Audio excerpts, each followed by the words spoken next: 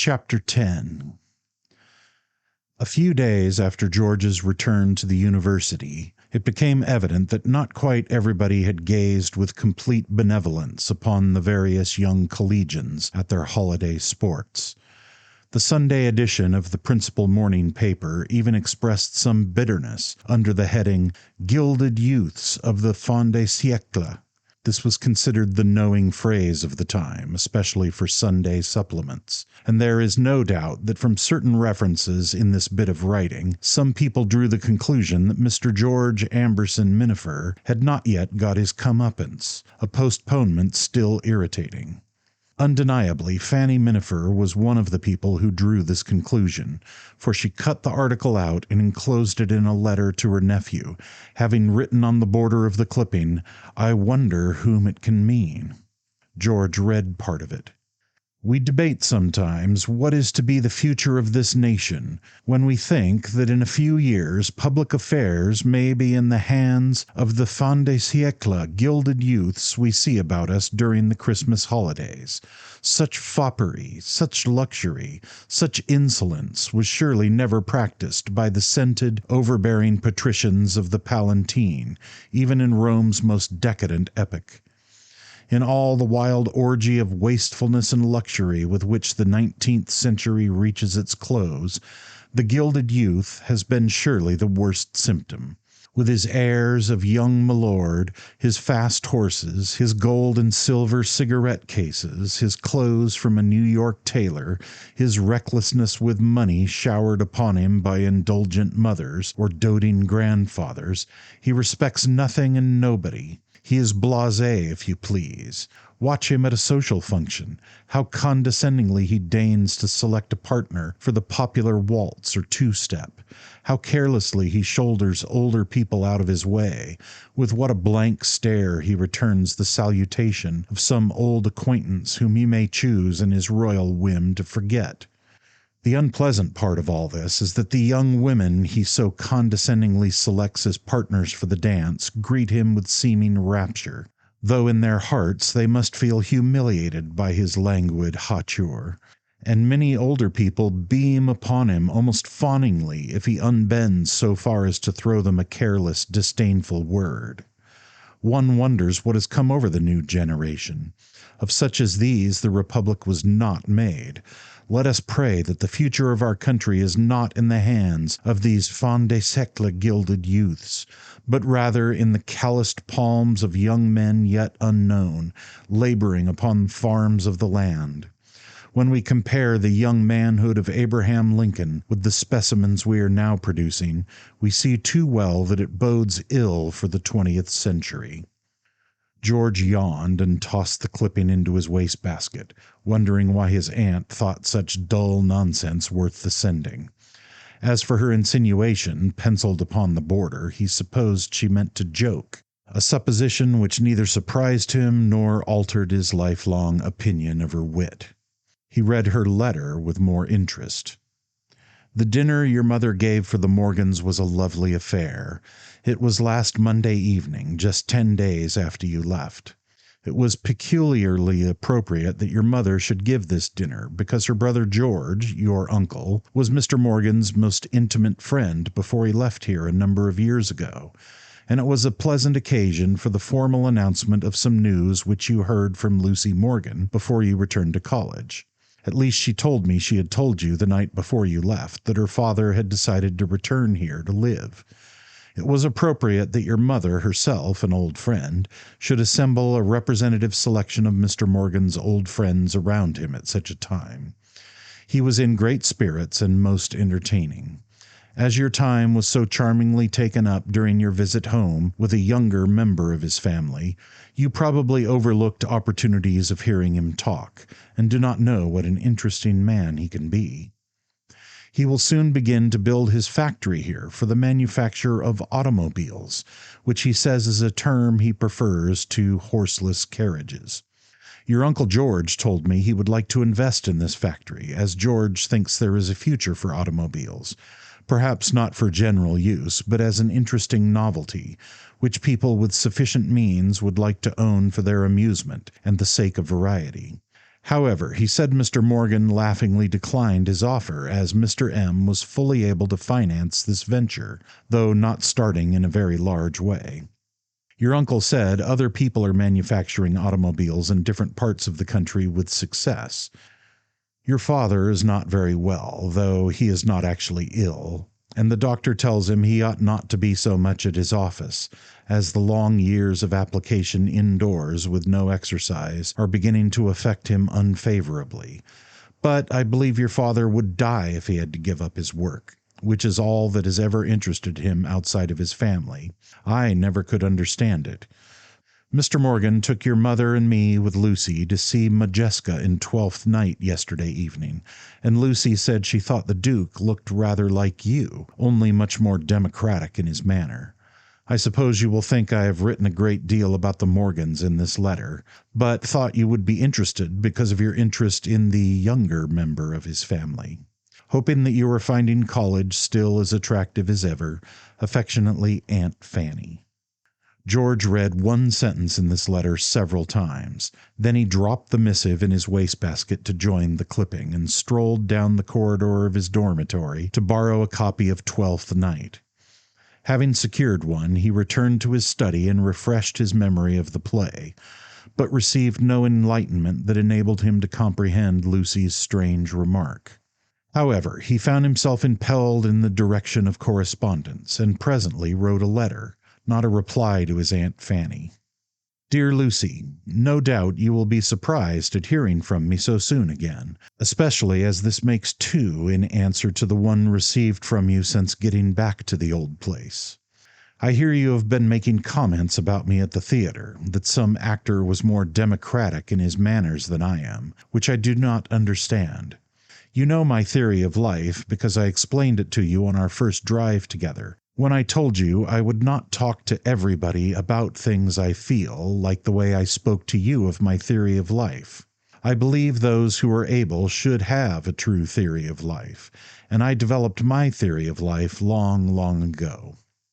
Well, here I sit smoking my faithful briar pipe, indulging in the fragrance of my tobacco as I look out on the campus from my many-paned window, and things are different with me from the way they were back in freshman year. I can see now how boyish in many ways I was then. I believe what has changed me as much as anything was my visit home at the time I met you. So I sit here with my faithful briar and dream the old dreams over, as it were, dreaming of the waltzes we waltzed together and of the last night before we parted, and you told me the good news you were going to live there, and I would find my friend waiting for me when I get home next summer. I will be glad my friend will be waiting for me. I am not capable of friendship except for the very few, and looking back over my life, I remember there were times when I doubted if I could feel a great friendship for anybody, especially girls. I do not take a great interest in many people, as you know, for I find most of them shallow. Here in the old place I do not believe in being hail fellow well met with every Tom, Dick, and Harry, just because he happens to be a classmate, any more than I do at home, where I have always been careful who I was seen with, largely on account of the family, but also because my disposition ever since my boyhood has been to encourage real intimacy from but the few. What are you reading now? I have finished both Henry Esmond and The Virginians. I like Thackeray because he is not trashy, and because he writes principally of nice people. My theory of literature is an author who does not indulge in trashiness, writes about people you could introduce into your own home. I agree with my Uncle Sidney, as I once heard him say he did not care to read a book or go to a play about people he would not care to meet at his own dinner table. I believe we should live by certain standards and ideals, as you know from my telling you my theory of life. Well, a letter is no place for deep discussions, so I will not go into the subject. From several letters from my mother, and one from Aunt Fanny, I hear you are seeing a good deal of the family since I left. I hope sometimes you think of the member who is absent. I got a silver frame for your photograph in New York, and I keep it on my desk. It is the only girl's photograph I ever took the trouble to have framed, though, as I told you frankly, I have had any number of other girls' photographs, yet all were only passing fancies, and oftentimes I have questioned in years past if I was capable of much friendship toward the feminine sex, which I usually found shallow until our own friendship began. When I look at your photograph, I say to myself, at last, here is one that will not prove shallow. My faithful briar has gone out. I will have to rise and fill it. Then once more in the fragrance of my lady nicotine, I will sit and dream the old dreams over, and think, too, of the true friend at home awaiting my return in June for the summer vacation. Friend, this is from your friend, G.A.M. George's anticipations were not disappointed. When he came home in June, his friend was awaiting him. At least, she was so pleased to see him again that for a few minutes after their first encounter, she was a little breathless, and a great deal glowing, and quiet withal.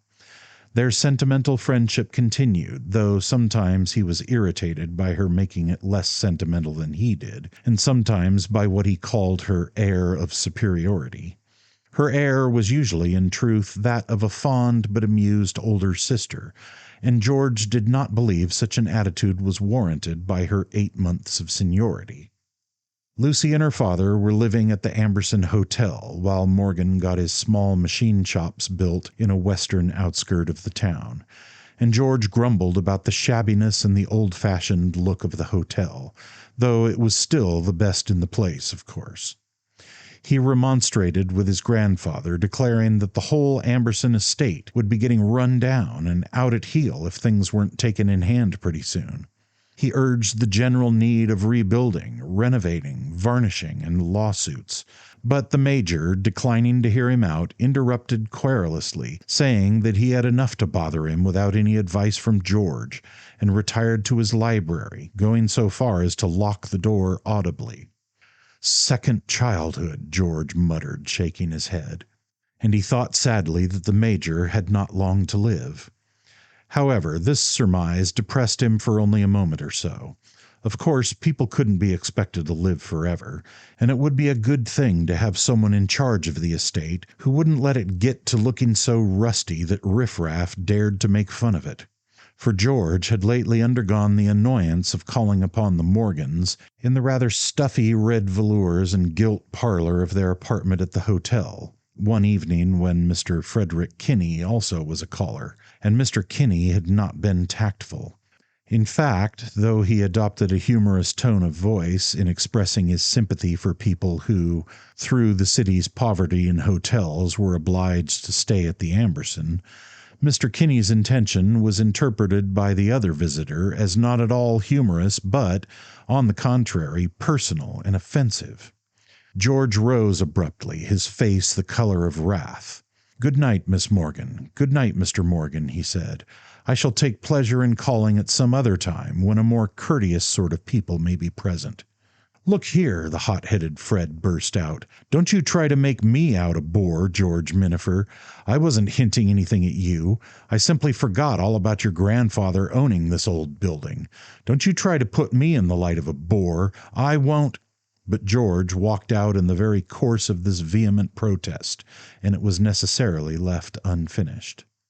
Mr. Kinney remained only a few moments after George's departure, and as the door closed upon him, the distressed Lucy turned to her father. She was plaintively surprised to find him in a condition of immoderate laughter. I didn't think I could hold out," he gasped, and, after choking until tears came to his eyes, felt blindly for the chair from which he had risen to wish Mr. Kinney an indistinct good night. His hand found the arm of the chair. He collapsed feebly and sat uttering incoherent sounds. "Papa, it brings things back so," he managed to explain. "This very Fred Kinney's father and young George's father, Wilbur Minifer, used to do just such things when they were at that age. And, for that matter, so did George Amberson and I and all the rest of us." And in spite of his exhaustion, he began to imitate. "Don't you try to put me in the light of a bore. I shall take pleasure in calling at some time when a more courteous sort of people—" He was unable to go on.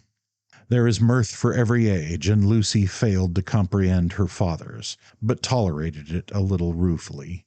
Papa, I think they were shocking. Weren't they awful? Just boys, he moaned, wiping his eyes. But Lucy could not smile at all. She was beginning to look indignant. I can forgive that poor Fred Kinney, she said. He's just blundering. But George, oh, George behaved outrageously. It's a difficult age, her father observed, his calmness somewhat restored. Girls don't seem to have to pass through it quite as boys do, or their savoir-faire is instinctive or something, and he gave way to a return of his convulsion. She came and sat upon the arm of his chair. Papa, why should George behave like that? He's sensitive. Rather, but why is he? He does anything he likes to without any regard for what people think. Then why should he mind so furiously when the least little thing reflects upon him or on anything or anybody connected with him? Eugene patted her hand. That's one of the greatest puzzles of human vanity, dear, and I don't pretend to know the answer. In all my life, the most arrogant people that I've known have been the most sensitive. The people who have done the most in the contempt of other people's opinion, and who consider themselves the highest above it, have been the most furious if it went against them. Arrogant and domineering people can't stand the least, lightest, faintest breath of criticism. It just kills them. Papa, do you think George is terribly arrogant and domineering? Oh, he's still a boy, said Eugene consolingly. There's plenty of fine stuff in him. Can't help but be, because he's Isabel Ambersons' son. Lucy stroked his hair, which was still almost as dark as her own. You liked her pretty well once, I guess, Papa. I do still, he said quietly. She's lovely, lovely. Papa, she paused, then continued, I wonder sometimes. What? I wonder just how she happened to marry Mr. Minifer. Oh, Minifer's all right, said Eugene. He's a quiet sort of man, but he's a good man and a kind man. He always was, and those things count. But in a way, well, I've heard people say there wasn't anything to him at all except business and saving money. Miss Fanny Minifer herself told me that everything George and his mother have of their own, that is, just to spend as they like, she says it has always come from Major Amberson. Thrift, Horatio, said Eugene lightly. Thrift's an inheritance, and a common enough one here. The people who settled the country had to save, so making and saving were taught as virtues, and the people, to the third generation, haven't found out that making and saving are only means to an end. Minifer doesn't believe in money being spent. He believes God made it to be invested and saved. But George isn't saving. He's reckless, and even if he is arrogant and conceited and bad-tempered, he's awfully generous. Oh, he's an Amberson, said her father. The Ambersons aren't saving. They're too much the other way, most of them. I don't think I should have called George bad-tempered, Lucy said thoughtfully. No, I don't think he is.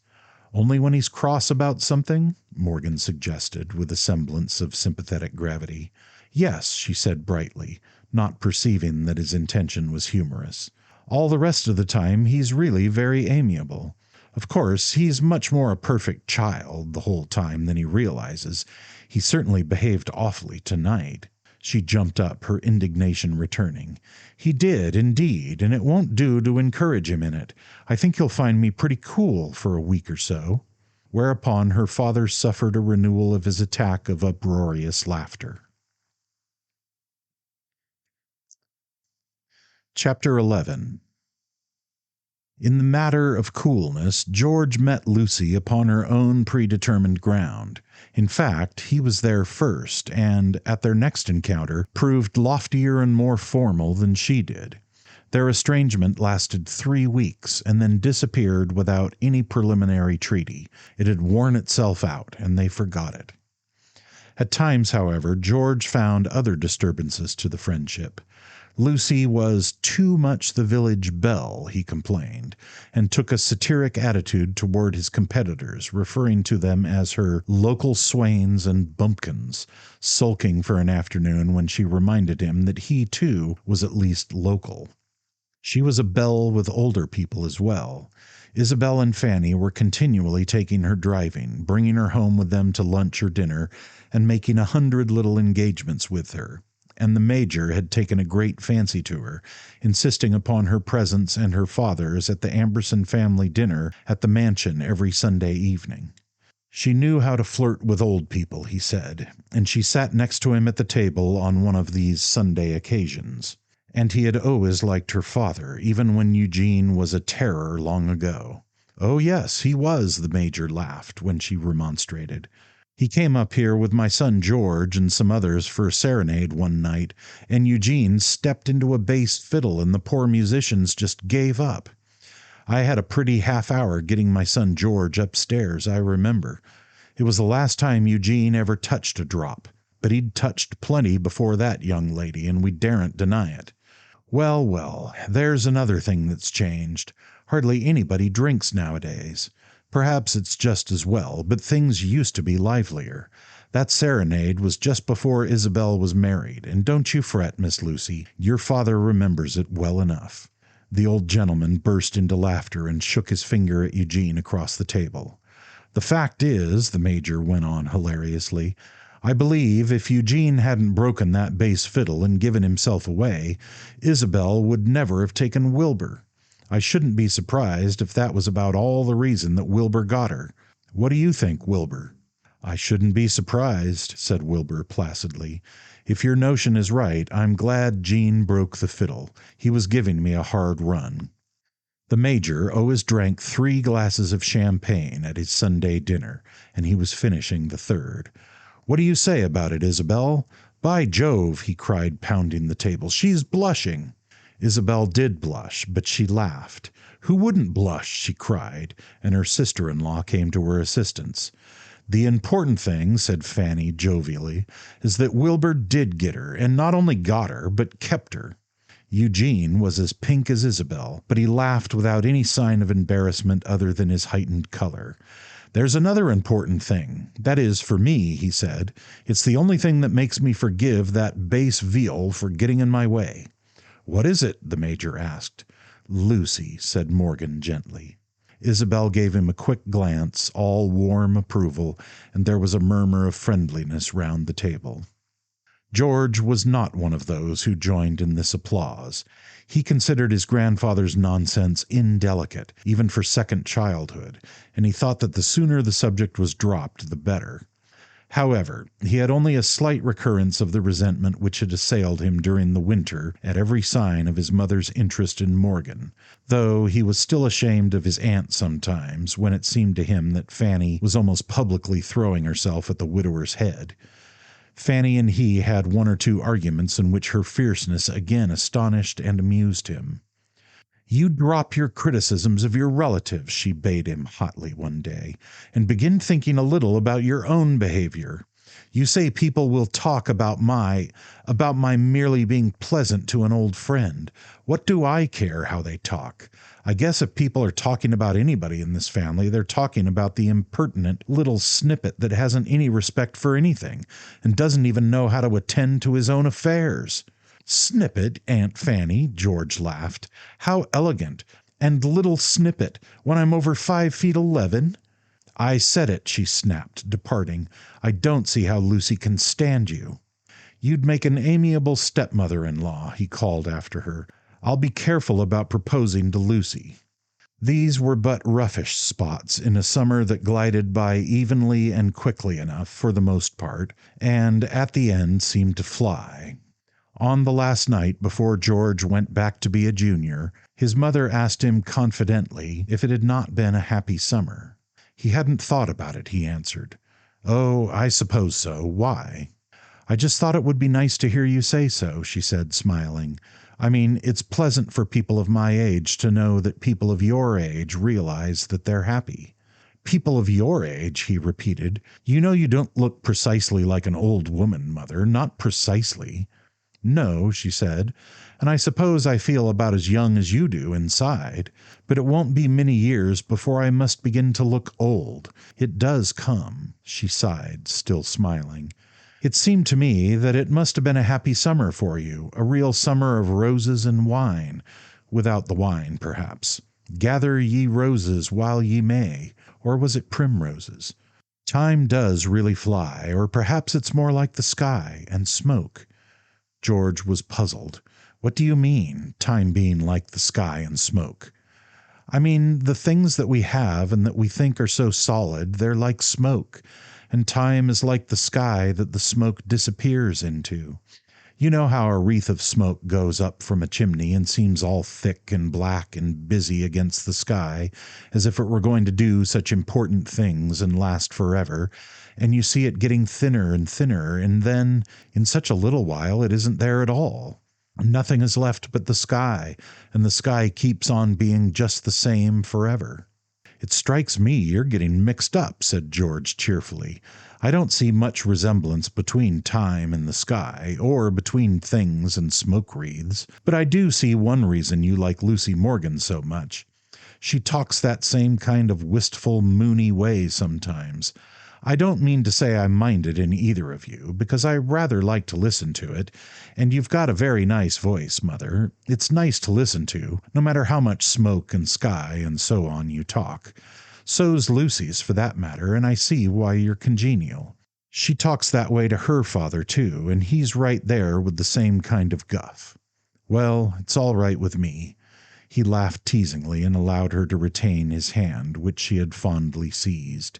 I've got plenty to think about when people drool along. She pressed his hand to her cheek, and a tear made a tiny warm streak across one of his knuckles. For heaven's sake, he said, what's the matter? Isn't everything all right? You're going away. Well, I'm coming back, don't you suppose? Is that all that worries you? She cheered up and smiled again, but shook her head. I never can bear to see you go, that's the most of it.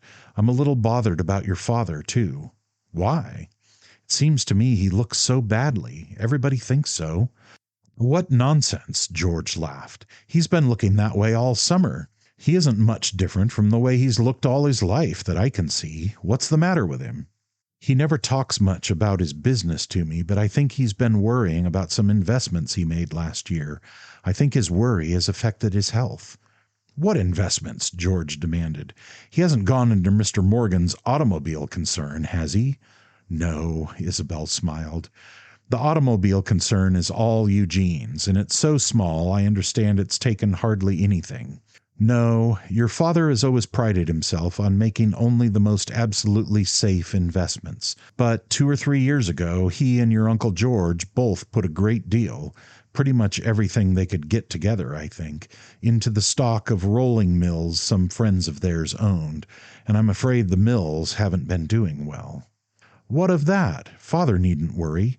You and I could take care of him the rest of his life on what grandfather— Of course, she agreed, but your father's always lived so for his business, and taken such pride in his sound investments. It's a passion with him.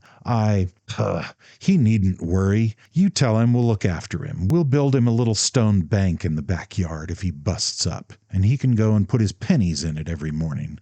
That'll keep him just as happy as he ever was. He kissed her. Good night. I'm going to tell Lucy goodbye. Don't sit up for me. She walked to the front gate with him, still holding his hand, and he told her again not to sit up for him. Yes, I will, she laughed. You won't be very late. Well, it's my last night. But I know Lucy, and she knows I want to see you too your last night. You'll see. She'll send you home promptly at 11. But she was mistaken. Lucy sent him home promptly at 10.